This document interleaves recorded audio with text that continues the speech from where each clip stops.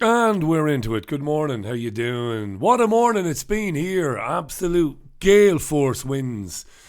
Gale force winds and torrential rain. I've never been as wet in all my life.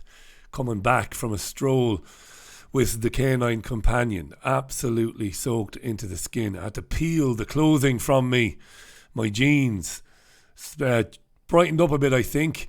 But it's been rotten, a rotten start to Tuesday morning. It is the 12th of November 2019. TV screens full of Christmas ads, Christmas songs, and we're about 6 weeks away from Christmas, aren't we? And of course we have the little matter of the general election to navigate before we can even think about Christmas. So let's have a look at the front pages of the newspapers. Good morning to those of you who are chatting merrily away on the live chat.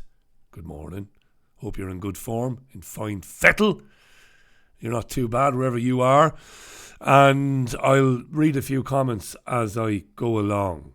Alrighty. Let's have a look at the papers then. The Financial Times. Farage hints at broader retreat as party ditches fight for Tory seats. That rhymes, that, if you read it a certain way.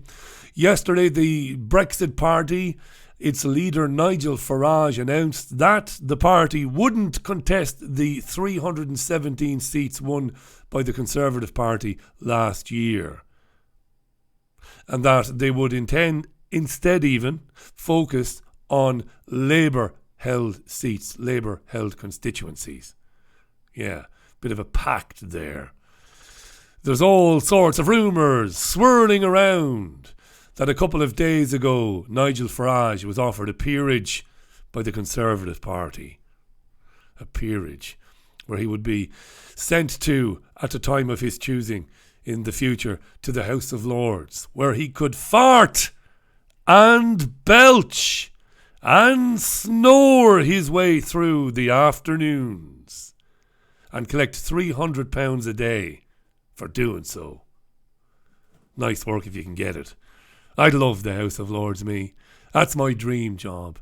To sit there and get pissed right up in the concession bars, the subsidised bars, where you can buy treble Bacardi and Cokes for, well, £1.50. Get pissed to the point where coherence just disappears, and then sit on one of the plush seats for the afternoon, throw your head back, fart, snore, burp, and occasionally wake up just to say, "Here, here," and then go back to sleep again.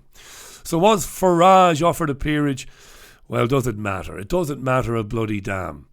What is interesting now is this morning we are being told that Nigel Farage, he's asking for a bit of reciprocation. He's asking the Conservatives. Now, I'm not going to run Brexit Party candidates in areas held by the Tories. So why don't you pull out your MPs or your would-be MPs? Why don't you pull out your candidates from the Labour-held constituencies? Give us a free run at the Labour-held seats in the country. It's very unlikely that Boris Johnson and the Conservative Party will indeed reciprocate and return the favour. This is monumental bollocks, this. Of course it is. It's all theatre, isn't it? Haven't we said this before? That's the Financial Times. Not exaggerating, by the way, when I characterise the peers who turn up day in, day out to the House of Lords. That's what they do. They snooze, they snore, they fart, they belch, they shout when they're awake, and then they go back to sleep. And they're paid very handsomely for the privilege. Daily Telegraph, Farage retreats from every Tory seat. Yeah, and there's a picture of James Le Messier, the white helmets guy who was found dead in Turkey. We might talk about that in a minute. Briefly, because I think we said all there is to say on the radio show last night about this guy, the spook, because that's what he is, a spook. Benevolent fellow who felt very strongly about Syria. You should hear the bullshit on the BBC this morning. It's side-splittingly funny. It really is. A parade of people. Oh, he was lovely, James. Yes, he felt very strongly about Syria. Did he? What a coincidence that an intelligence asset and a UK army veteran of Kosovo and elsewhere. What a strange coincidence that he should just feel very strongly about Syria and want to train volunteers in Syria. Yeah, James Lemaitre. Yeah, fuck off. That's the Telegraph. What about the Guardian? There's a reason why there's a picture of Hillary Clinton there, or Hit-Larry Clinton, as the great Gerald Celente dubbed her. Farage urged to give Tories free run at Labour seats. Jesus, do you think they got together last night in the bar? The headline writers? It's all the same there. Child pneumonia alarm as emergency cases soar. There's an article in The Guardian today about rates of pneumonia in children in poor areas, in deprived areas, being on the increase. Pneumonia is no picnic, let me tell you. I know, because I've had it not once, not twice, but thrice. Oh yeah. Yeah, I kid you not. Here's the Sun. Cheers, Nige, says Boris the buffoon Johnson. Now help us beat Labour by pulling out of every seat. Yes, so the Sun, the scum, as it's known in Merseyside, is the only paper that has the story that the Brexit Party are asking for that reciprocation. That's in the Sun. Fury at Stella's Poppy Day ad. Jean Ann turned me on to this. Stella McCartney was crowing triumphantly on social media that it was her dress being worn by the Duchess of Sussex at the Remembrance Day mind control fuckery on Sunday. Yeah, there she is. Hitler is talking about Meghan Markle, isn't she? Or Meghan Windsor, or Meghan fucking Hewitt, whatever they're calling her. Here's the Mail. Nice one, Nigel, but it's still not enough. Is the Daily Mail. Farage won't fight Tory seats after our front page plea. Now what about the Labour ones? Yeah, so they've got it as well. And there's Emma Thompson there, big supporter of Extinction Rebellion. And Bill Gates is unsurprisingly supporting the Daily Mail's vaccine campaign. Bill, yeah. Bill, who talked about if you increase vaccine rates, it'll help bring down the population. He did. That's a bit of an inversion, that, isn't it? Nobody picked up on that outside of the independent media. What was that, Bill? If more people get vaccinated, more people will die? I can't figure that one out. Not more people will die, but we'll have less people on the planet. I don't get you, Bill. I thought these things were supposed to save lives. Yeah. Indeed. That's the Mail. What about the Times? HS2 will boost north despite soaring costs. We're sick to fucking death of this high-speed rail story. I mean, we've been hearing about it for, well, forever, haven't we? Tories urge Farage, pull your candidates out of every marginal. Also, stories in the press today about the violence at the protests in Hong Kong. A man being shot point blank by a police officer yesterday. Another man being set on fire. Strange times. Strange times. The Metro. Cheers, Nigel. Here you are again. Cheers, Nige. Lovely. Marvellous. It's the Metro, which you can pick up on the buses and the trams in Manchester. Forages Retreat. iPaper. A lot of pictures today of Bojo quaffing a pint of some sort of cask conditioned ale. Don't call it real ale. Real ale is a nonsense. It's cask conditioned ale. Lovely. It's a living thing. It's a living thing. Doodle-doodle-doo. It is living, you see. It's got it's not pasteurised. So when you drink cask conditioned ale, you've got the organisms swirling around in your body. I tell myself that they're good for you. Microbial, gut, bacteria, it's all good. Give us another one there, landlord. Falling around pissed. Imagining that it's doing my gut bacteria health the world of good. One still holding the reins at 93, yeah. That's because one never went to an NHS doctor in one's life. That's because one never took a prescription from Big Pharma in one's life. These fuckers live forever, don't they? Flood misery to get worse. All the papers covering the flooding that has decimated places like Sheffield. Terrible thing for people. It is absolutely shockingly bad that. The papers, most of them going with the, well, it's climate change, dummy. It's climate change, stupid. Of course it is. The climate did change. It was raining. That's why it flooded.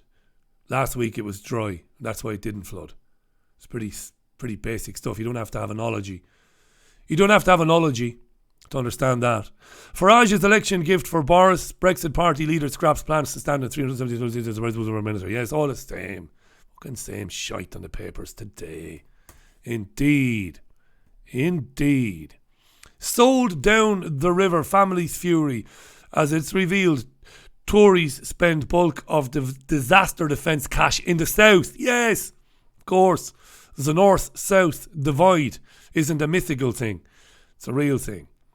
And it's why traditionally people up here vote Labour. And then Labour gets in and fuck all changes. But it doesn't matter, they still vote Labour anyway. A lot of the papers going with the return of that masterpiece of television, I'm a Celebrity, Get Me Out of Here, where celebrity, and we use the term advisedly, because it's fairly dubious, celebrities are parachuted, well not anymore, elf and safety.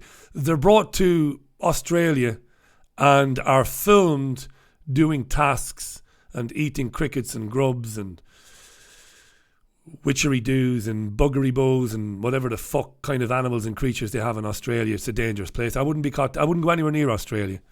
Nowhere near it. If you gave me a free holiday, if I get a letter in the post that says you've won, first of all, I'd be a bit sceptical because I don't enter competitions.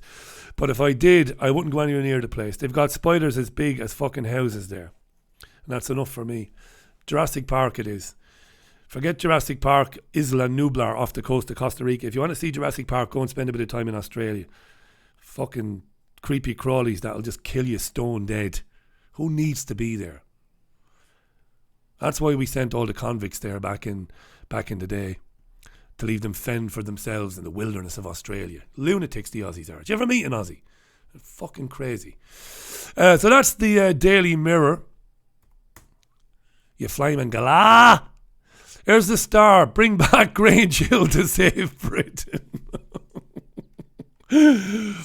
Yeah, Grange Hill. God be with the days. Bring it back. And if we do, we can write storylines about knives and bullying and children all over the country. Well, they'll just drop their knives. I was going to go out round the corner to knife my mate Kamal to death. I was going to knife the fucking bejesus out of him. But Grange Hill, well, it changed my life. Now, well, I'm a counsellor now, counselling others who got out of the gangster life. Who comes up with this shit, you know? Anyway, that's the Star, isn't it? Isn't it just? Yeah, let me put on my glasses and have a read of one or two of your comments. Marvellous. Graham Booth of Trigger Warning fame says Huntsman spiders ruined a couple of our naked parties whilst living in Sydney. This is what I'm talking about. John Parsons says dredge the effing rivers. I refer everyone to the MOT drainage scheme which was designed to stop the west of Ireland from flooding, and it worked. John, that's very important, that. I covered a story in 2013 while working at TPV in London, and I was the only news programme in the country to cover it. And this was the reason there is flooding in Somerset. You are right. They don't dredge the fucking rivers. Why? Because the European Union says don't do it, because you'll kill the stoats and, I don't know, the fucking goldfish and the mayflies and God knows what else. Right, I'm exaggerating the names of those creatures that might be affected, but that's what they said. And of course, the EU, if the EU says jump, you say how high, so we don't dredge the fucking rivers. Exactly, my friend. Exactamundo. Crazy. Absolutely crazy. Mr. P says, trying to send you an email. What's the best address? Mr. P, contact me through the website, richieallen.co.uk, and I will get that email, my friend. So do send it. Do send it, and I will read it, and I will respond. Hi to Kinnell, to Coco Bell. Kinnell, my musician friend. I have every type of friend, me. Hi to Jonathan Taylor. The UK's going to leave EU like us Yanks are going to leave Obamacare, Richie. Watch yourself. You might get Arkansided talking bad about that bint. That's the way Jean Ann writes. Jean Ann could have written that, by the way. We're not going to leave the EU, Jonathan. It's never going to happen, my friend. And you know it, so don't wind me up, man. You know it. You know it. Thanks for the messages coming in, by the way. It's nice to be chatting with you this morning. Hi to Jen in California. How you doing, my friend Jen? Hi to Jennifer Garcia there in Florida. How you doing, Jen? So while I hope Shirley is keeping well, our kid. You're up late, by the way. You're up late in the morning. You're up early in the morning. Steve O'Neill is in Portsmouth. Maggie May. Right, I'm going to go back to the papers now. Yeah. Clinton. Hillary Clinton. That's the woman. So why is Hillary Clinton in the papers anyway? Well, the fucker is hawking a book at the moment with her daughter, Chelsea. Yeah.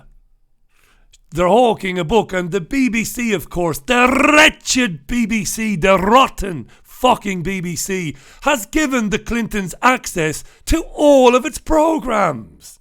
It's television programmes like The One Show, and its radio programmes like the Today programme, and like Emma, my daddy, ran Prostitutes, Barnett, and the Emma Barnett Show on BBC Radio 5 Live. They're on every fucking channel, the Clintons, hawking their fucking book. And are the BBC presenters, women like Emma Barnett, are they asking them questions about the things that Hillary Clinton has been saying about people like Tulsi Gabbard? No.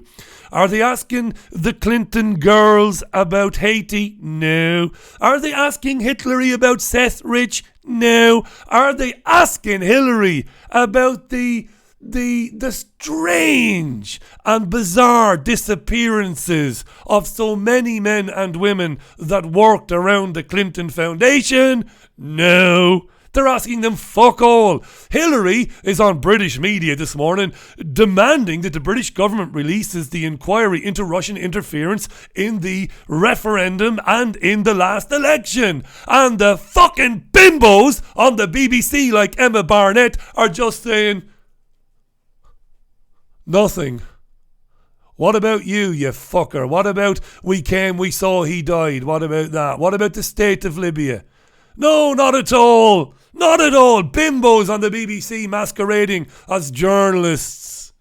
A woman presenting a primetime show on BBC Radio 5 Live, who went to university on the ill-gotten gains of her human being trafficking fucking father, Emma Barnett, sitting there struck fucking dumb. It's wonderful to be in the presence of the Clintons. This is your media in 2019. I'll be focusing on Emma Barnett's encounter with Hillary Clinton on the radio show a bit later on. Horrible, this. Horrendous. Hillary Clinton gets to sit down on the BBC and not be asked a single question. Gun runner, drug runner, child trafficker, destroyer of nations. In BBC studios having a cup of tea with her daughter, promoting her fucking book. Yeah, it's a great time to be alive. I want to put my arms around Meghan and tell her keep going. Fucking hell. Do you know why people don't like Meghan Markle? Is it because they're racist, is it? No, because people can spot a horrible fucking fake human being when they see one. She's horrible, this woman. Horrible. Climber. narcissist, awful, this person. Fucking threw her whole family under the bus for her career and for her marriage to this guy. People can see that. Climber. So they don't like her. It's not because she's black or because she's mixed race. Because she's a fucking awful human being. How can you make that judgment call without spending time with her? It's obvious.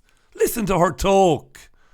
You know, you have Hitlery weighing in, giving free rein on the BBC. Lovely. Lovely Hitlery. Lovely. I'd love to get 5 minutes in a room with microphones with these people, you know. Just give me 5 minutes with Hillary Clinton. I've got 5 minutes. I've got 4 questions for you, love. Here they are. What is it about political candidates these days? And what is it about political parties that they are so inept that they can't do a background check on their would-be members of parliament, their would-be candidates? Look at these Egypts. Look at this dope. Kevin McNamara being investigated by the Lib Dems because he's tweeted racist and allegedly homophobic messages on the platform on Twitter. I mean, some of the stuff you know me, right? I'm all for total and utter freedom of speech. So even though this guy is a world-class arsehole, and he is, right? Jean Ann Crowley is screaming there on the chat, she's not black! I never said she was. Mixed race, right? Mixed race. Do you know what the French used to say? And of course it's racist now, you can't say it anymore. Caroline's mother, who's in her 70s, was joking with us about this, about how you can't say anything anymore. Caroline's mum, Monique, who doesn't speak a word of English, but we communicate in the international language, if you know what I mean. Did Richie just say that he has carnal knowledge of his mother-in-law? I did say that, but that's not true. We communicate through a little bit of broken German, because she comes from Nancy, which is in the northeast. Many of them speak German. In fact, Caroline's mum's maiden name is Bauer. Yeah, she's related to Jack Bauer of 24 fame. So Caroline's mum, we talk about these things, and Caroline's mum said, at one time, Meghan Markle would have been called Café au lait. Well, that's fucking racist! How can you say that? Well, Café au lait means like coffee with milk. You fucking racist! Ban everybody! So anyway, do you know what it is this morning? It's the Captain Morgans and Coke. That's what it is. Fuck it. Some people smoke ganj. I have 5 or 6 double Captain Morgans and Cokes before lunch. Why? I'm training, because eventually I will be given a peerage. I'm sure of it. Just to fucking piss somebody off. Somebody will give me a peerage in the future. So I'm preparing for it now. It's actually just Coke. I know it's a pile of shit sugar, but it's the only sugar I get. It's the only sugar I get during the day. I'm weaning myself off the energy drinks. So yeah, so this guy has been found to have been tweeting fairly nasty things. He tweeted that he was in KFC and all of a sudden he smelled some shit and he saw a black guy. He's an arsehole. He's an arsehole. He's a grubby little bastard. And I'm not going to make any judgment call on whether he's fit for public life or not. I can't understand though how the Lib Dems don't do a basic cursory background fucking check. If the papers can do it, surely you can do it. Right? Yeah, he's a bit of an arsehole.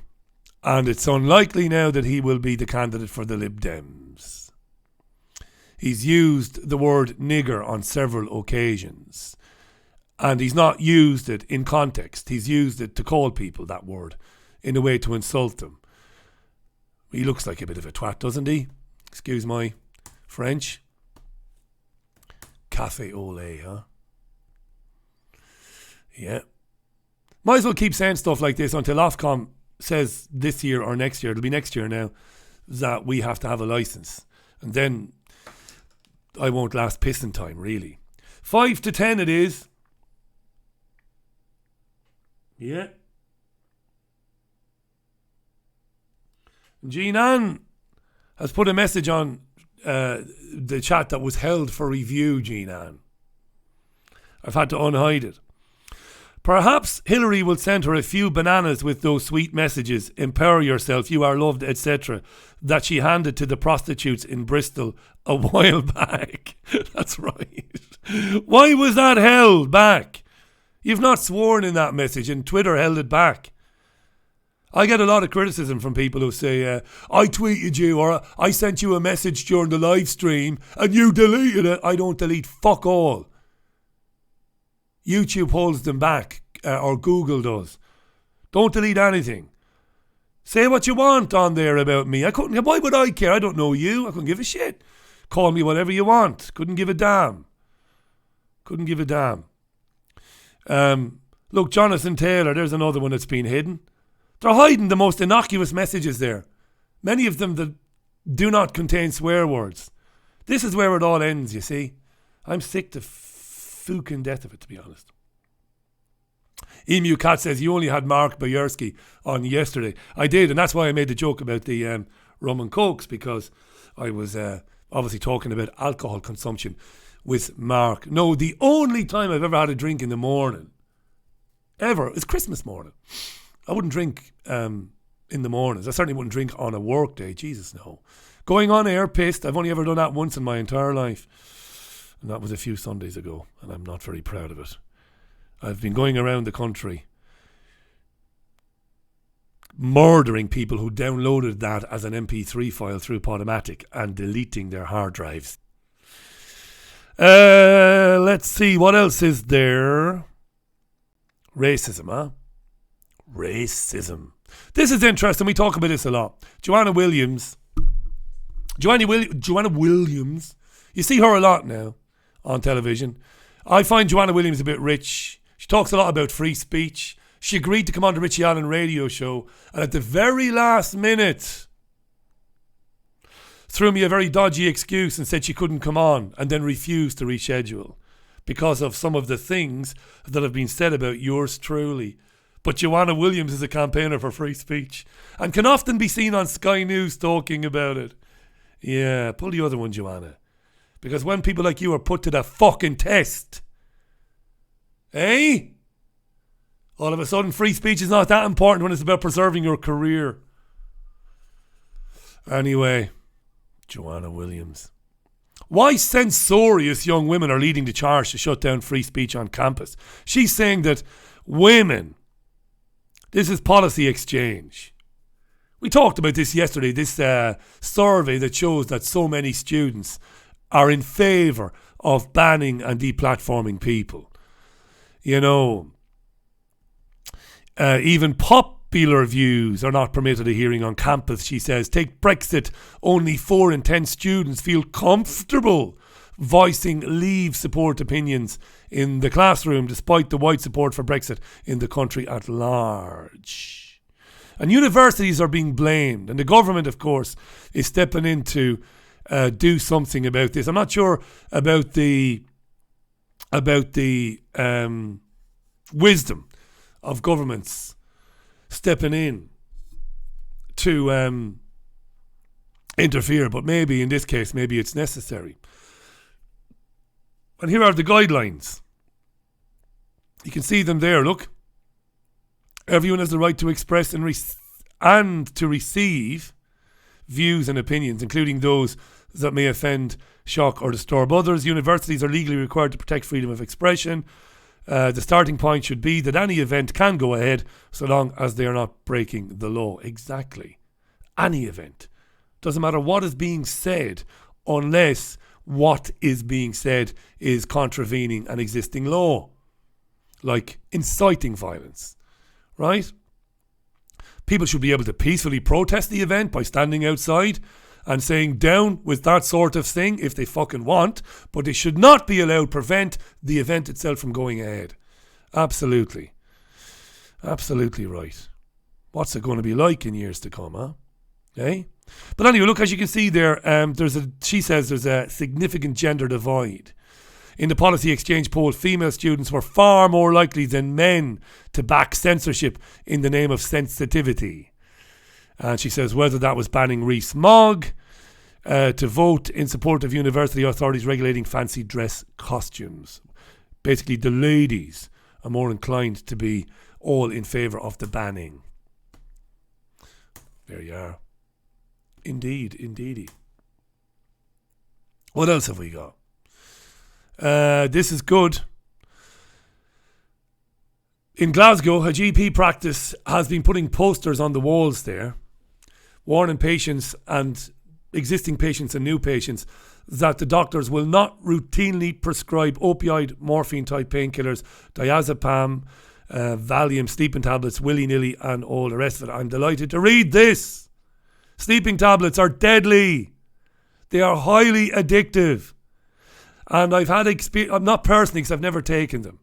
I have been offered them routinely because of my insomnia, and I refuse to take them.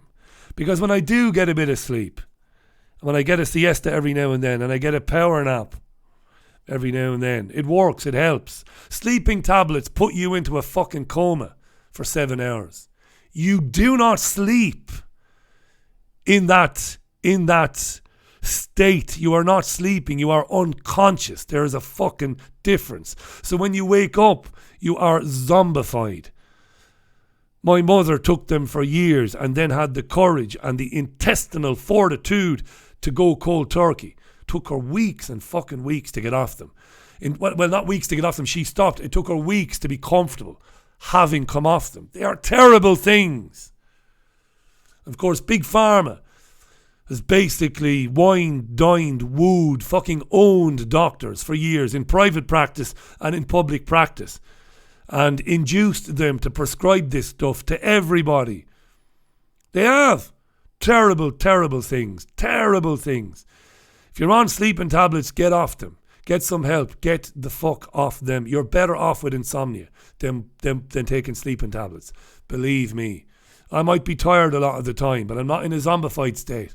There's a huge difference between being tired and fatigued and walking around in a state of fucking, I don't know, George A. Romero. My mother used to say that. I walk around in a fog, in a fugue state. Yes, you do. So it's good that. Good on the doctors in Glasgow. See you, Jimmy. Well done. Good stuff. On the other hand, though, GPs don't want to do home visits anymore. This is worrying. They don't want it. They want paramedics to do it and other healthcare professionals. This is not good. There are times when people are gravely ill and they need a doctor.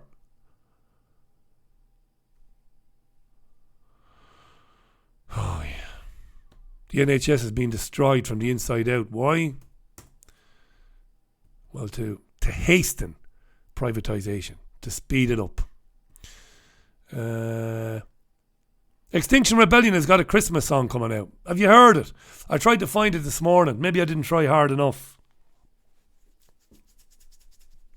But I couldn't find it. But it's a Christmas song. I don't think Greta is singing it. I don't think it's Greta in a kind of a Girls Aloud kind of a band with Emma Thompson and Meghan Markle singing about that we're all going to die. That's one of the lines in the song. We've got to act now before we're all dead. What a cheery thought this Christmas. Extinction Rebellion going to the UK number 1 slot. George Michael is odds-on favourite. Chris Kamara, he's got a Christmas single out as well. Yeah, so they've got a song out. Oh, look at this. There's a video. What am I doing, eh? What the fuck am I doing? There's a video. One particularly manipulative scene, shorn of any further context or factual explanation, depicts an elderly Jewish protester sitting in the street, bewildered and vulnerable, as if he were somehow being targeted because of his religion. What's that got to do with fucking Extinction Rebellion?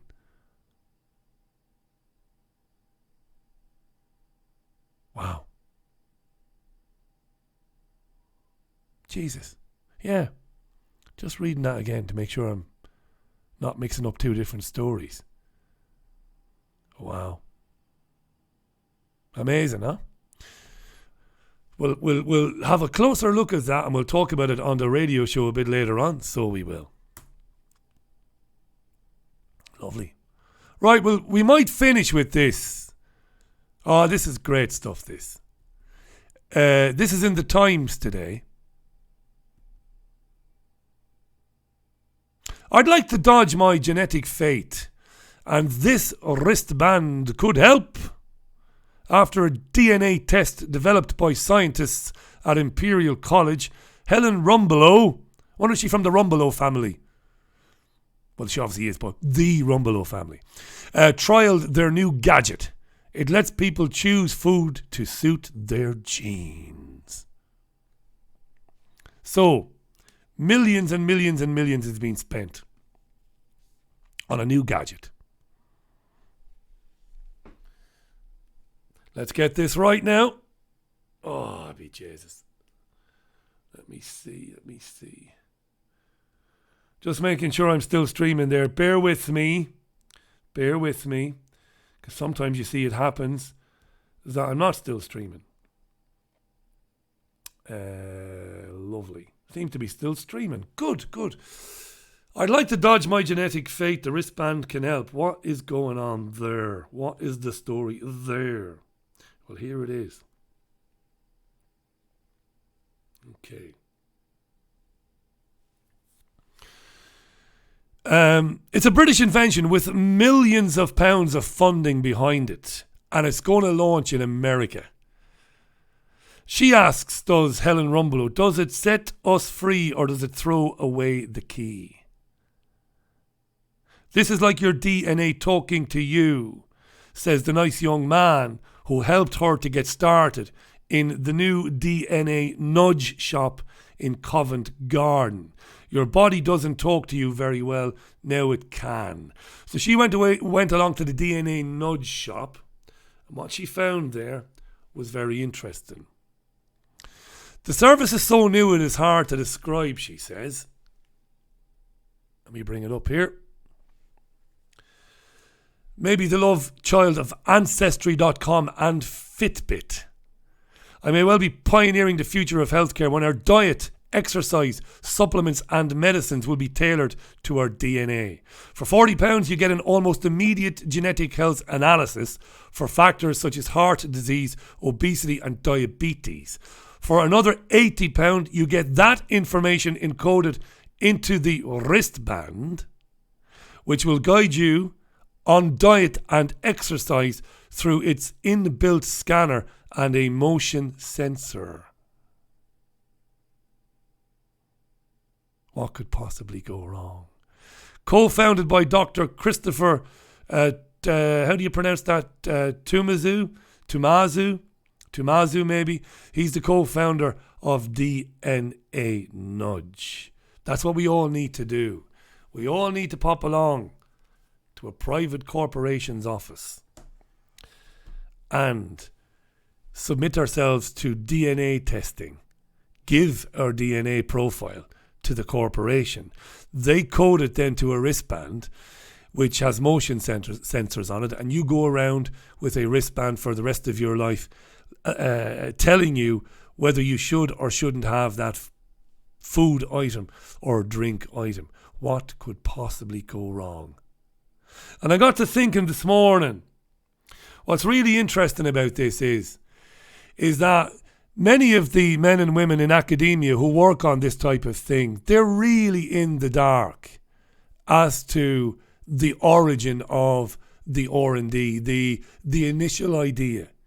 Because companies like DARPA, I can, without knowing for a fact, I would hedge a guess that DARPA is behind this. Because it has hundreds of subsidiary companies. And the academic men and women who want to do decent things, they want to do good things, right? They want to do things that benefit humanity. They're not aware that it really is the Pentagon DARPA that is behind these initiatives. But there are so many buffers between DARPA and the academic men and women as for it to be almost impossible, even for a journalist like myself, to make the connection and prove it. It's crazy. It's crazy. Let's all go and give our DNA profile to a corporation who'll give us a wristband and we'll go and wear that wristband for the rest of our lives. What could possibly go wrong? Well, maybe that DNA profile will tell the corporation more about us than we really want them to know. Maybe surveillance is only the tip of the iceberg. Maybe finding better ways to shorten our lives and our lifespans. Maybe, just maybe, that's part of it, maybe. Anyway, look, we're coming up for 10 past 10. What are you getting excited about? Somebody I'm not going down there. They'll have to wait. Good girl. The jazz. Yeah, so I have a really, really special programme today at 5. I'm being joined by Finola Moss, a PhD, and she's going to talk about something which kind of reared its head on Sky last week, on Sky News, and that is how people with learning disabilities and people on the spectrum are being kept prisoners, basically, by private healthcare companies in the UK, kept under lock and key for profit. And that's only the tip of the iceberg. We're going to talk with Finola Moss about that tonight on the Richie Allen radio show. You do not want to miss that. It's going to be fascinating and revealing.